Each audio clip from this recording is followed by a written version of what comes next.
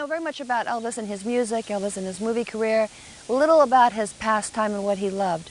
We know that he went motorcycle riding, loved that as a pastime.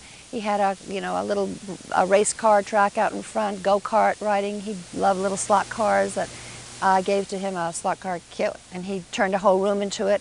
And they were basically, he kind of was finished with those hobbies, and when we started horseback riding, that was really what he kept going back to, and that was his love. He loved to see the horses out in the pastures. He loved looking out of his office and seeing the horses roaming around, and it was really a nice sight. It's a very homey feeling. And had our tack room in the very back. He wrote all our names, whose tack was whose saddle was who.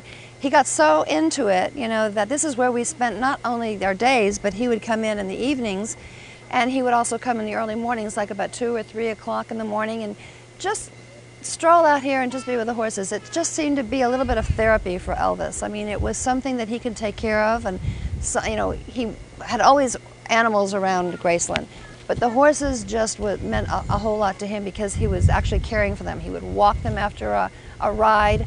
It was funny because he learned that as soon as you get off a horse after you've ridden them, you have to take them for a walk, and he kind of overdid it. He was out one day and he would walk this horse for an hour, and Mike McGregor, who worked for us at the time, he said, "Elvis, what do you do? You're still walking that horse?" And he said, "Well, they said when they, if they perspire and they get sweaty, that they need to be, they need to be walked." And he said, "They need to be walked, but not for an hour. You just walk them for about a half hour, 20 minutes, just to cool down. That's all it's for." And he goes, "Oh hell, why didn't somebody tell me?" To come back here and see where he went, just to destimulate from pressure, Hollywood, whatever, he would be here.